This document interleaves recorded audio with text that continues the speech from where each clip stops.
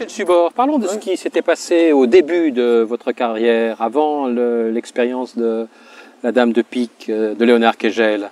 Bon, il s'est passé tout ce qui se passe chez un jeune acteur qui cherche à travailler.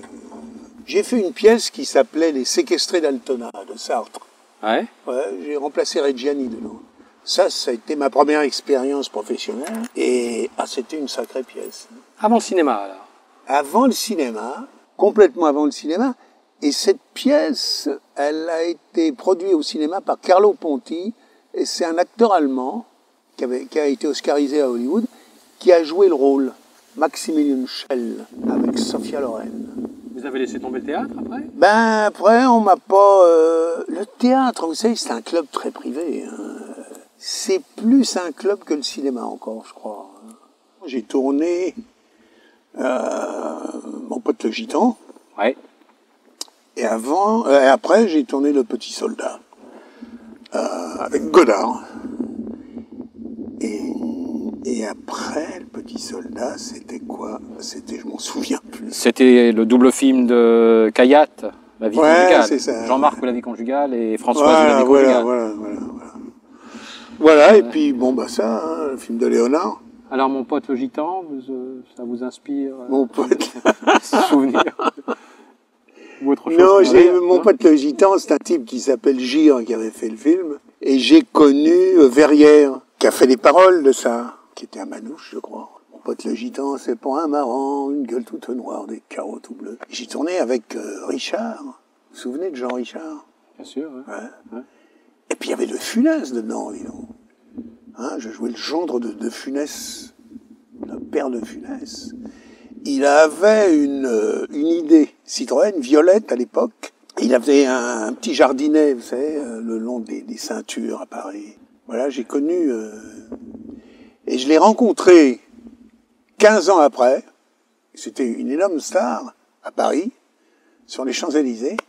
Et je lui dis, il me dit, tu vas bien? Je dis, oui, ça va, bon, ça va, tu vas, gna gna gna gna gna gna. J'ai dit, et toi? Ah, il me dit, oui. Je leur fais chier des louis d'or. C'est bien, non? Je leur fais chier des louis d'or. Belle revanche. Alors, Vadim? Ah, Vadim, c'est un seigneur, Vadim. Ça, j'oublierai jamais Vadim. C'est un homme de plaisir, Vadim. Sans aucune prétention. Moi, je me souviens, il me dit, tu sais, moi, je fais du cinéma pour le plaisir, mon vieux. La beauté des choses, les voyages, etc. Tout ce monde un peu... c'est un type très lucide, et moi, il m'a toujours dit, moi, je suis pas Antonioni, ni tous ces mecs. Moi, je suis un homme de plaisir. Et il avait des bagnoles fantastiques, des femmes extraordinaires. Vous étiez le partenaire de Brigitte Bardot? Ouais, on a tourné La Bride sur le cou. Parlons d'une expérience un peu particulière. Vous êtes la voix du narrateur dans Jules et Jim de François Truffaut. Oui, je me souviens de ça. C'est fou cette histoire, parce que même aux États-Unis, il y a des gens qui m'ont dit, mais vous n'étiez pas la voix de Jules et Jim. Comme quoi? Ouais. Mais j'ai connu Truffaut, moi.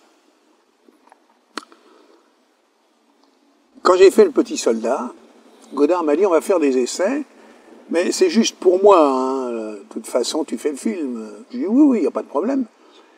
Et comme il avait toujours peu de budget, très peu de budget, on a fait, c'est Georges de Beauregard qui produisait, on a fait des essais sur des chutes de Thierry sur le pianiste. Truffaut tournait, je sais plus, à Levallois-Perret, il tournait Thierry sur le pianiste.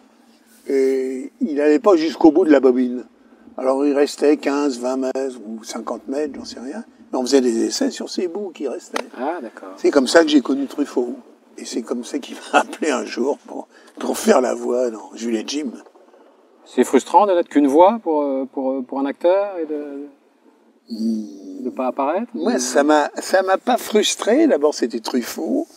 Et puis, c'était très important, cette voix off. C'était la voix du conteur, en fait. Alors, voilà. Bon, vous y avez fait allusion, on va revenir bien sûr au Petit Soldat de Godard. Vous êtes Bruno Forestier dans le Petit Soldat. Ouais. Alors, c'était quoi cette expérience? C'était une expérience, effectivement, parce que on tournait sans le son. On faisait comme faisaient les Italiens à l'époque. on faisait tout, on faisait en post-synchronisation. Bon, mais il fallait quand même, il fallait jouer quand même. Et c'était d'autant plus une expérience que moi, des fois, j'avais pas le texte à l'avance. Godard se foutait derrière la caméra et disait « tu répètes après moi ». Alors je répétais après lui.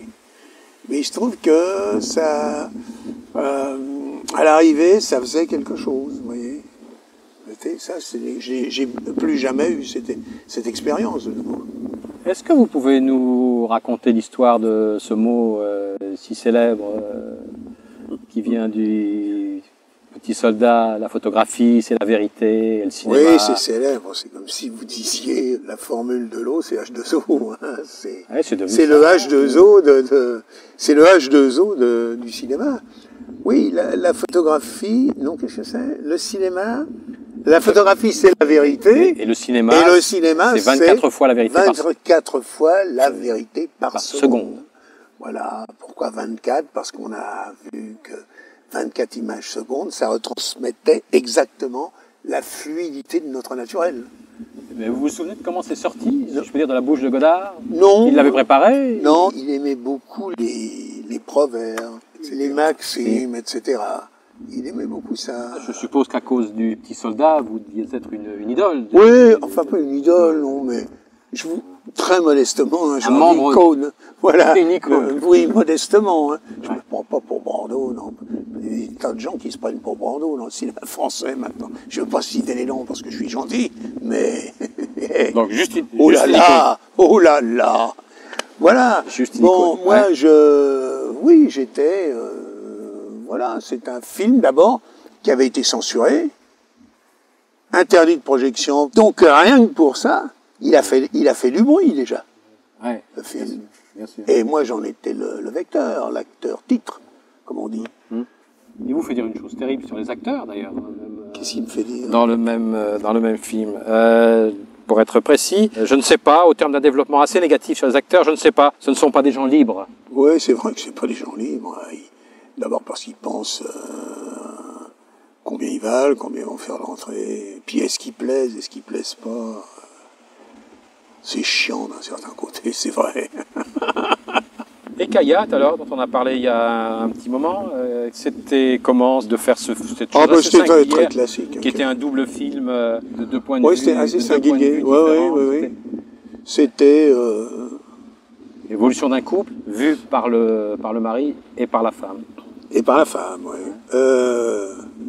C'est assez original comme histoire.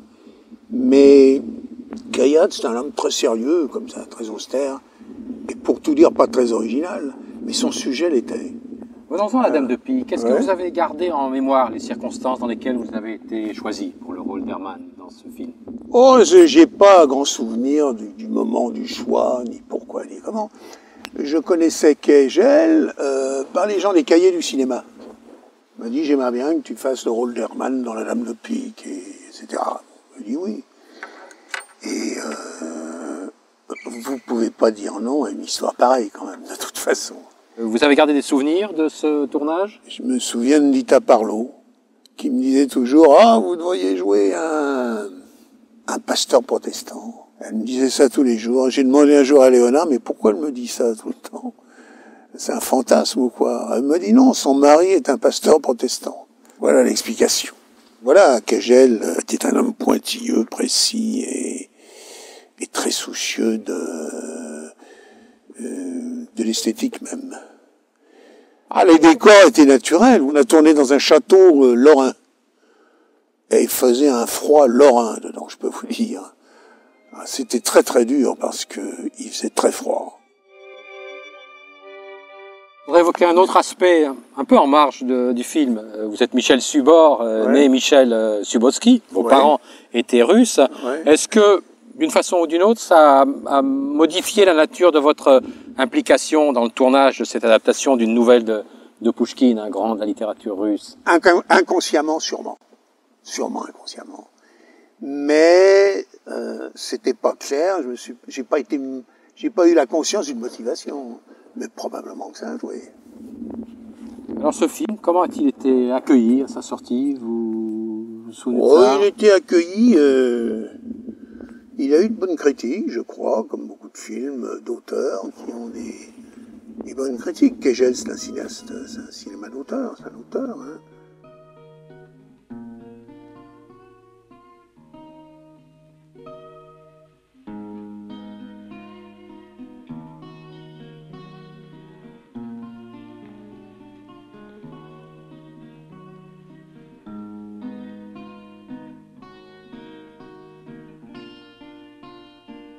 Je fais un petit retour à Godard, d'avoir été comme ça par lui et avec lui au cœur de ce qui était la modernité la plus grande dans le cinéma français à l'époque. Ça vous a pas donné envie d'y rester? Enfin, je veux dire par là, dans La Dame de Pique, vous vous êtes pas trouvé dans quelque chose de beaucoup plus traditionnel? Si, oui, bien sûr, dans le Kayak aussi d'ailleurs. Ouais. Dans le Kayak aussi, mais enfin, des Godard, il y en a un, il y en a pas 60. Hein. Alors on a évoqué vos débuts, on a parlé de La Dame de Pique. Je voudrais que vous nous parliez maintenant de ce qui s'est passé après, d'une des étapes suivantes de votre carrière, c'est votre présence dans un film d'Alfred Hitchcock, Leto. Leto, oui. Topaz. Ah ça, oui, ça a été, vous savez, un film, hein, des fois, c'est pas tant une histoire ou un personnage. Enfin, en ce qui me concerne, moi, c'est passer 3 mois avec quelqu'un avec qui on a envie de passer du temps. John Ford, c'était ça. On lui demandait, mais pourquoi vous prenez John Wayne? Moi, j'ai envie de passer 6 mois de l'année avec John Wayne, dans la pampa, à monter à cheval, à filer les coups de revolver. Voilà, c'est ça, il disait ça. Mais ça, je comprends très bien ça, alors. C'est une espèce de camaraderie, c'est un retour à l'enfance, peut-être, à l'esprit de bande, quand on se rencontrait le jeudi. Il y a de ça, il y a de ça. C'est une sorte de moment fraternel qu'on passe ensemble. Je crois que c'est ça. Et moi, j'ai abordé le Hitchcock comme ça aussi, l'histoire. Bon, l'histoire, c'est l'histoire. Je savais qu'Hitchcock était un grand metteur en images. Et mais je me suis dit, je vais passer quelques mois avec le grand Fred. Et tout ce qu'il y avait en dehors du plateau et dans le plateau, c'était formidable. C'est un homme, il voyait très bien si vous aviez travaillé la scène ou non, hein, si vous étiez dans le coup. Non, c'était un grand professionnel, comme on dit. Un grand, mais c'est un hommage. Il y a des metteurs en scène qui n'aiment pas qu'on dise un grand professionnel. Par exemple, Garel, quand on dit « Ah, cet acteur, c'est un grand professionnel », il dit « Ah, c'est nul, c'est nul ». Ben non, parce que dans le fait de dire c'est un grand professionnel, ça veut dire que c'est un homme honnête, exigeant, percutant, allant au fond des choses, rarement satisfait, et essayant la perfection. C'est tout ça, Hitchcock. C'est un homme qui souffrait hein, sur un plateau. Il était... en plus, il adorait les acteurs. Moi, je lui ai dit, mais on dit que vous l'aimiez pas, Kim Lavageli, vous êtes fou. Hein. Une actrice magnifique. Magnifique. Mais il était très exigeant. Mais moi, ça me gênait pas, je le savais, ça. Et c'était un challenge. Moi, j'étais toujours prêt avec lui, toujours.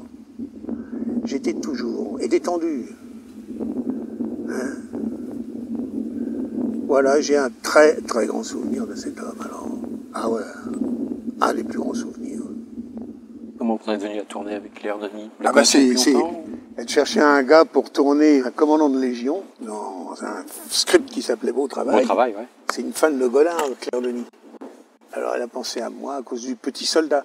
D'ailleurs, dans Beau Travail, j'ai une chaîne où il y a marqué Bruno Forestier dessus, sur mon personnage. On peut très bien penser qu'après avoir déserté l'armée, Bruno Forestier, qui était dans le Petit Soldat, il soit engagé dans la Légion, pourquoi pas. Comme dans les romans feuilletons, choses qui arrivent. Ça peut... Et peut-être que l'intrus, d'ailleurs, est une suite de Beau Travail. Quand Forestier a quitté la Légion, etc., etc. On peut le faire jusqu'à sa mort, comme ça.